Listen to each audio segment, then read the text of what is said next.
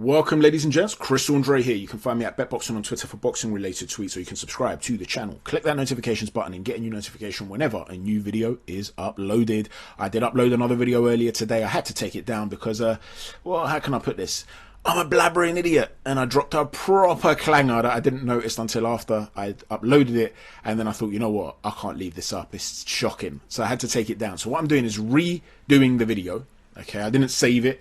I'm redoing the video. I will cover a lot of the same topics that were covered earlier.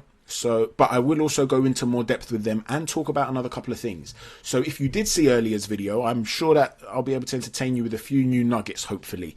If you haven't seen the new video, I shouldn't even really be telling you the clanger I dropped. It's far too embarrassing, but I'm going to anyway.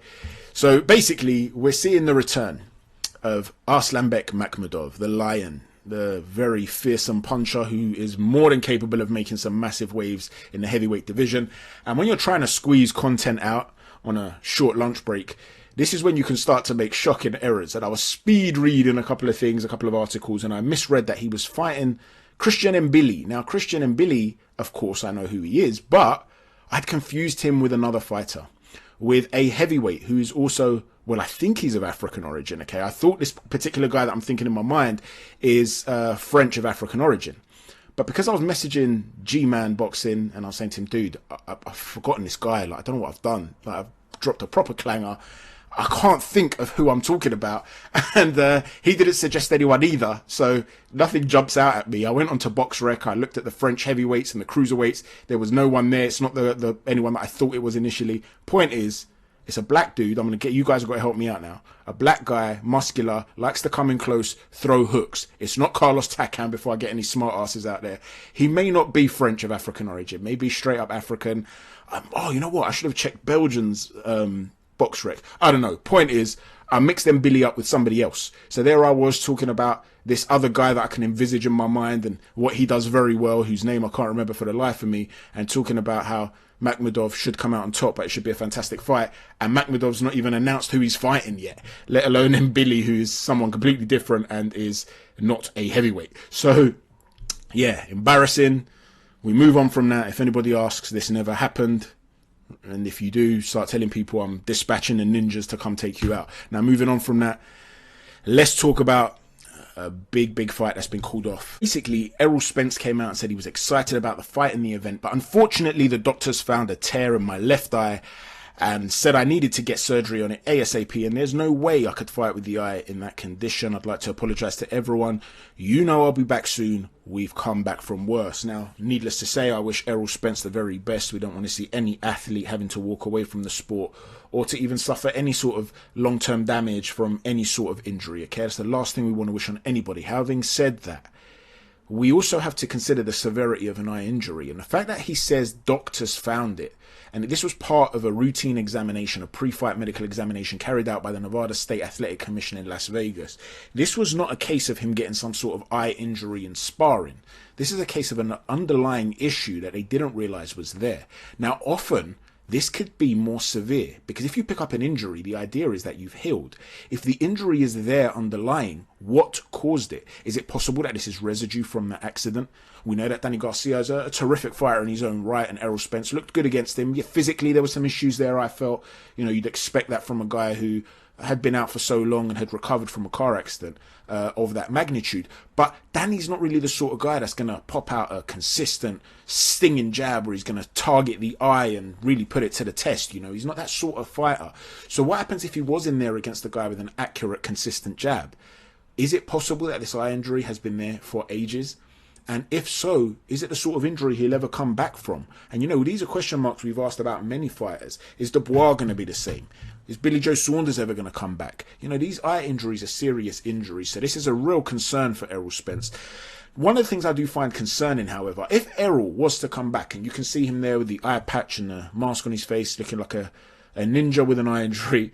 If he was to come back, I find it a little bit concerning that he seems to be talking in a manner whereby he's cutting off the potential opponents that we do want to see him face. So we all know that there's always been the talk about Bud Crawford and the cross-promotional issues there and why that might not happen. He's also called one-time Keith Thurman a cornball and how he'll never fight him. There's been many fans calling for Boots Ennis to get an opportunity, but Errol Spence has been talking about potentially moving up. Look, I don't want to be too demanding, because in the same way that I was patient when Keith Thurman had an injury, I believe an athlete, I want to see an athlete at his best, okay? And I said this about Tyson Fury as well, by the way, in the past. So I'm very consistent. You won't see me giving a guy a pass because I like him and then criticizing another guy because I don't. I'm consistent here.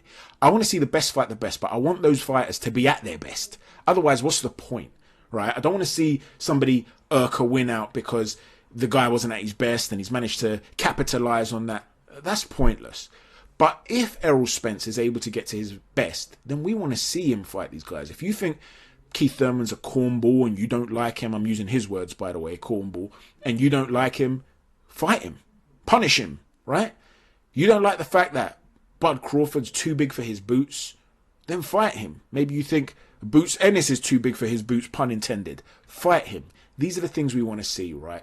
And, I hope people are calling out fighters. But for the meantime, we wish him the very, very best. Who knows whether that fight with Pacquiao will now occur. Pacquiao's got a whole stiff test of his own coming up now against Usyk. And Pacquiao will continue to age, of course. And no man beats Father Time. Father Time, as I always say, is the only undefeated fighter. So we'll see how this develops moving forward. Keith Thurman has also been spoken of potentially fighting Jermell Charlo at 154. He said he'd love to make history and do that. That's an interesting fight to me, because Keith, when he's moving very, very well, he's a terrific mover. Agile upper body movement, very fast hands, changes the angle brilliantly. I love the way Keith Thurman moves around a boxing ring. I really do. And it'll be interesting to see whether he'd be able to take that movement will become more magnified when he's facing even bigger guys, right? He'll be even faster compared to the bigger guys than he is compared to the smaller guys, because the smaller guys tend to be more agile. So it'll be interesting to see whether that movement comes out on top, or whether what comes out on top is a superior power of the opponents. Would they be able to land consistently on Keith Thurman? And if so, would he be able to withstand the sort of punishment that comes with that bigger size, So yeah, I'd love to see that fight too. There's also been talk of Tank Davis fighting Keith Thurman. That's a fight where I'd strongly fancy Keith if Keith is at his best. I'm not sure why the PBC crowd are really pushing for that. Maybe they think Keith is completely washed up. Listen, he would get Tank resetting an awful lot, and stylistically, I think that's a bad fight for Tank. But of course, if Tank wants to go test himself at 147, I'd be more than happy to see him fight Keith Thurman. Now, moving on from that, let's talk a little bit about Lawrence Okolie. Okolie gave a fantastic interview with Seconds Out, and the reason I think it was brilliant is because he didn't seem to be trying to perform. He wasn't sitting there trying to sound brash and arrogant and overconfident and saying, this guy doesn't want to fight me because he's ducking me, but I'd do this to X, Y, and Z. There was none of that with Okolie. He was talking about Marius Briedis, for instance, and when he was talking about him, he said that, look, personally, I don't get why he's going up to heavyweight, because he's announced it now that he's moving up to heavyweight. The belts are tied up there, so why not fight me here? It's not like he's going to go and fight for the titles anytime soon, But by the same token, we're at different stages of our career. I'm a young guy who's still thinking about legacy. In other words, he's implying that Marius Briedis... He also said, by the way, that Marius Briedis has established himself as the number one in the division. So he wasn't trying to undermine any achievements. He said he's the most accomplished guy in the division. But he was essentially saying, look, maybe Briedis is at a point now in his life where he wants the big money fights, the big names, and so on and so forth. I'm still trying to build my legacy. I'm trying to win belts. I want to become the unified champ. It just means I'm going to have to wait a lot longer to do it now, because belts might become fragmented, and I'm going to have to wait for mandatories and stuff like that. So I've got a lot of respect for Okolie for saying that, because it could have been easy for him to start trying to put it on Briedis and trying to question his heart and all that. He didn't do that. He was honest. Now, why is this important? The reason it's important is because he also betrayed his innermost thoughts about the heavyweight division in general. Now, he was talking about the rankings in the heavyweight division, and you can see him there next to Anthony Joshua. You can see that their dimensions aren't too different, and we'll get to that later on. But when he's talking about the heavyweight division and they asked him the rankings, they asked him for the top 3 or 4, and he instantly named the top 3. He said it was AJ Fury and Deontay Wilder. They're the top 3 guys, no doubt about it. Then he started to stutter a little bit. And he wanted to say Hrgovic. He really likes the look of him. But then he was thinking about a few others. He mentioned Joyce, Dubois, Dillian Whyte. So he was ranking these guys highly, because he basically said, look, I can tell you the top 8. And he started listing all the way. And again, he got stuck on 8. And the interviewer, I believe it was Flexen, but I'm not too sure. Sorry, please don't hold me to that. But Danny Flexen, I believe, said to him, so if you were at number 8, would you rank yourself at number 8? And he instantly said, nah, man, I'd be higher than that. Now, bear in mind, this was not an interview where he was trying to be brash. Now, if he had Dillian Whyte at the bottom of that pack, which he seemed to do, He's basically saying, nah, man, I'd be above Dillian Whyte. I'd beat Dillian Whyte. You got to read between the lines. Now, how much higher are we talking? Does he rate himself above Daniel Dubois too? Well, let's consider this for a minute, because he's a sparring partner. No, let me rephrase. He's not a sparring partner. He's sparring with Daniel Dubois, we hear, because they're both with Shane McGuigan. They're in the same camp, and they've been doing a lot of sparring together. They've been working together a lot. Has he seen something there where he thinks to himself, I'd take out this guy? Now, Dillian Whyte, we know, of course, they had a sparring session in the past where Lawrence Okolie broke a bit of an unwritten rule and he uploaded a clip of the sparring session where he seemed to be battering Dillian Whyte. But that doesn't mean he was battering him throughout the whole sparring session. It was a very short clip. What was it, 10 seconds or so? Well, that might have been Dillian Whyte preparing for a fight. He's at the start of camp. He's 10 rounds in, and each round he's bringing in a fresh sparring partner, and Okolie's just jumped through the ropes and let his hands go. Dillian Whyte's already shattered, he's tired. Doesn't mean anything, right? But if he said this now, and bear in mind, Dean Whyte confronted Okolie for doing this, okay? If he's speaking like this now, does that suggest that that wasn't the case? That it wasn't just a short little clip, a little microcosm of what actually occurred? Does he feel like, you know what, I've been in there with Whyte properly and I can handle this guy? Is that what he feels? We know, like I said, he's been in there now with Dubois. He's sparred with Anthony Joshua on multiple occasions. With Joe Joyce, he might, I believe he's sparred with Joe Joyce, although I'm not 100% sure on that. I know he's sparred with all the others. Joe Joyce, though, has definitely sparred with Anthony Joshua. And a lot of people seem to speak about Joyce in a different manner when they've sparred to him compared to when they see him fight. And that might be because he's got these slow hands and he's the sort of guy that wears you down. So if you're going to go and have a 3-round spar with Joe Joyce, you might actually feel like you're doing a lot better than you actually would in a 12-round fight, because you're having a lot of success, just like a lot of other guys do. Wasn't Carlos Takam having a lot of success early in the fight against Joe Joyce? But that's not how a 12-round fight goes against him, right? But the point is, if Okolie has stepped in there and he thought, you know what, I've had 5-6 round sparring sessions with Joyce and I'm always first to the punch. He's never hurt me. I'm always feeling fairly fresh by the end of it, so I don't think I'm going to gas. I got this boy. He's in my pocket. This is how he might be thinking. For me, that one comment of, nah, man, I'd be higher than that, when he hasn't been talking in a general brash manner, suggests that he really rates himself. Now, I don't hold this against any fighter. I want a fighter to be confident, okay? But it's one thing to be confident blindly, and it's another to be confident when you've sparred these guys. And I find that really interesting. Do you see what I'm saying?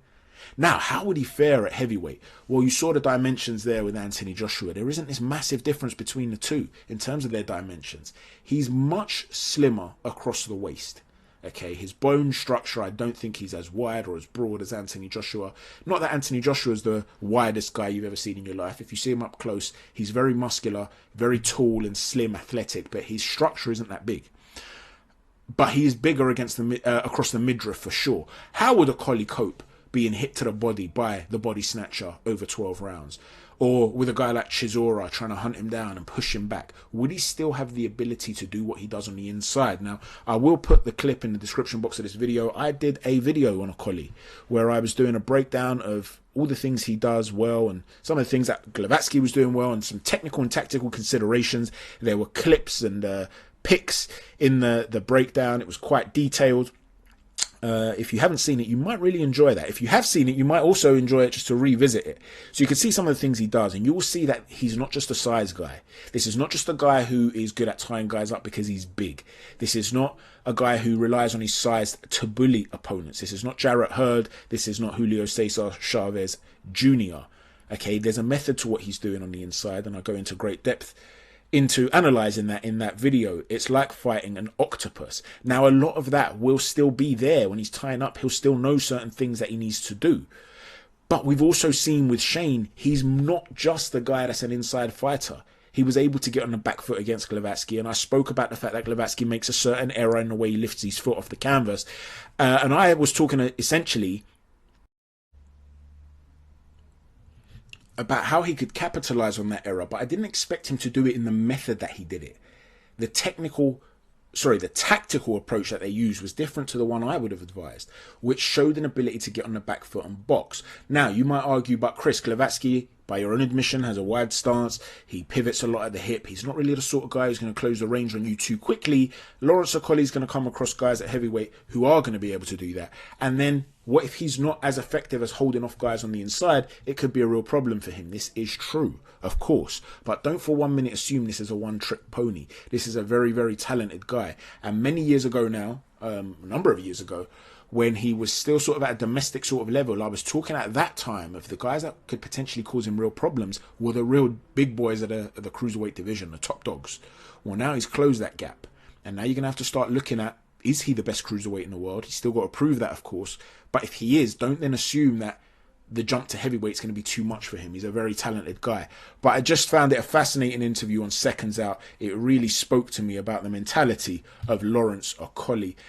And moving on from that, let's talk about Fabio Wardley. Fabio Wardley has said that he feels that Alexander Usyk is struggling with the weight at heavyweight. He's not talking about performances per se, but struggling with finding the right weight for himself. And this may very well be true. As you're all aware, I feel that he beat Derek Chisora comfortably. I thought it was a very good performance, a much better performance than some of the other top heavyweights in the division have put in against Derek Chisora. It was, the first 2 rounds aside, very, very accomplished. However, it's interesting to me that he's made the choice to try and bulk up. To me, that suggests that he's a guy who perhaps is a little bit concerned about the power on the inside. Not the punching power. It was on G-Man Boxing's video that I heard him talk about. Murat Gassiev was touted as one of the hardest punchers that Kevin Johnson has ever faced. And I've said for a very long time, that doesn't surprise me. He's a big puncher without a shadow of a doubt. We know that Chisora is heavy-handed too. Yeah, we've seen throughout the amateur system, he's fought some heavy-handed guys too. I don't question Usyk's punch resistance. But if they're coming together when he's being bumped, maybe he felt that his structure was being broken a bit too much. Maybe he felt that he needed to bulk up a little bit to be a little bit stronger on the inside when the bodies come together. If that's the case, it's very possible that it will take a lot away from his mobility. Now, the way I see it, my instant reaction, my instant thought process is similar to people like Hatman's, whereby if he's a fast, mobile guy and that's his weapon, that's his advantage over the other heavyweights, he needs to maintain that. You don't want him to develop an approach where he tries to be as strong as he possibly can, because he'll never be as strong as those guys. So you're always playing catch up. Don't blunt the sword of your weapon. That's how I see it. Having said that, he might think that if I do bulk up and I close the range a little bit between myself and them in terms of power, it's not like they're going to be able to close the range as much on me when it comes to movement and mobility. I will still be massively at an advantage in that point, right? So based on that, I'd have to say that that's a tactical approach of Usyk. He has chosen to go this route. And further to this discussion and how comfortable he is and stuff like that, and asking the question of if he's making a tactical error, Tony Bellew has said that Usyk is the best natural boxer that Anthony Joshua will ever face, without a doubt. It's not potentially his hardest fight, because Tyson Fury is potentially his hardest fight, Tony Bellew said. But the best boxer he'll ever face, yes. For what he's capable of doing, how good he is, how technically good he is, the arsenal of punches that he's got, he's outstanding as a boxer. Standalone, without a doubt, he won't face a better boxer than him. Now, you need to ask yourself, for Tony Bellew to be saying these things, does he believe that if he gives up on those things, that he will lose an edge, that he won't be the guy he used to be? Or is it just a case of, like I said, don't worry about what Fabio Wardley's saying. Don't worry about that. This boy can box regardless if he comes in a little bit heavier. Well, George Forman might disagree. George Forman was asked on Twitter, do you think there's an ideal height and size at heavyweight? And he says, my ideal size for a heavyweight boxer, 6'2", 220 pounds. That way he is able to use all of boxing's tools to bob and weave, step to the side and counter punch with a jab. Now, Usyk being of the dimensions that he's got, if he bulks up and he goes way beyond 220 pounds, then it's very possible that he won't be able to do some of those things as effectively as if he was smaller. But like I said, is it a trade-off that suits him? Regardless of whether you think he's doing the right thing, do you think that he is comfortable doing what he's doing?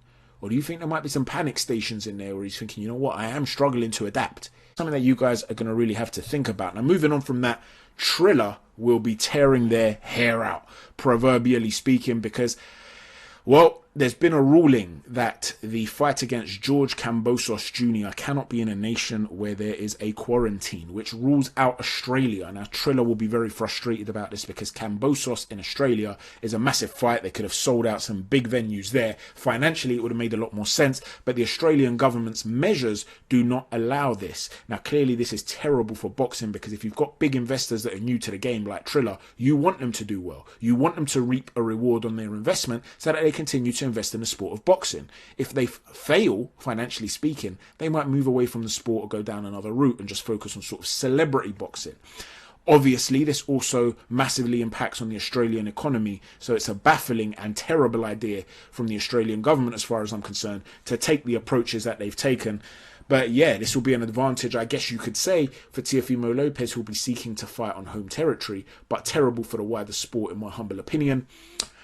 Moving on from that, Kell Brook and Amir Khan are in talks again. Now listen, you're more than capable of over-marinating a meat, right? You can over-marinate that meat and make it too spicy or salty. You put too many spices on it, you leave it to marinate for days, you then try and cook that meat on a barbecue, it feels like you're eating fire.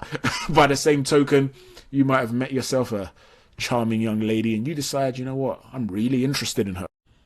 So you decide that you're going to try and be as cool as Kojak and make a move, and hopefully you can win her over. You go down dressed like Shaft or whatever it is that you do to look the best you can look, and she's not really interested. She's semi-showing you a bit of attention, but she's not really interested. And every time you think, you know what, I'm going to walk away, she gives you some false hope. Well, listen, that teasing approach can work for a while. It can whet the appetite. It can really marinate it in a good way. But if it goes on and on for too long, you're suddenly going to become very bored of this woman and you're going to look at other options. Well, that's kind of how I feel with Amir Khan and Kell Brook, to be honest with you. They've whet the appetite, they've teased, and to be honest with you, I put this directly at the feet of Amir Khan if we're talking about fault here. Let's be honest. It was always in Khan's court, the ball, and the fight just didn't happen. Are you interested in it now? For me, it's 7 years too late. Had this occurred in 2014, what a fight, what a time. Khan was looking sensational after the Devin Alexander performance. We know that Kell Brook was at the peak of his powers. It's just 7 years too late for me. If it's on DAZN and you pay for it already, yeah, by all means, I'm going to watch. But if it's on a Sky Sports platform and I have to pay pay-per-view for it, out of sheer principle, I'm not sure I'm going to get this fight, to be honest with you. It's just, I mean, you get to the point where you just think, what are they doing, man? They've played us all along. Or one side is certain they played us all along. And now that you guys are nowhere near at the peak of your powers, you want the whole world to get excited by it. It doesn't wash for me, but let me know what you think and if you disagree. Now let's move on to David Haye. Now in the first video I did earlier today, I was talking about how this was it wasn't an exhibition. Now I've heard contrasting comments about this now. I've also read that it is an exhibition. Joe Fournier, as you can see there, a much smaller man, a light heavyweight, undefeated light heavyweight, 9-0 with 9 knockouts. He's only ever fought one guy though with a winning record, and even that guy has been stopped by the likes of Miles Shinkwin and Dex Spellman. So you can see that Fournier is not exactly, you know, a truly established fighter. He's ranked 297th in the world by BoxRec. But the thing is, he's friends with David Haye. He's one of his best friends.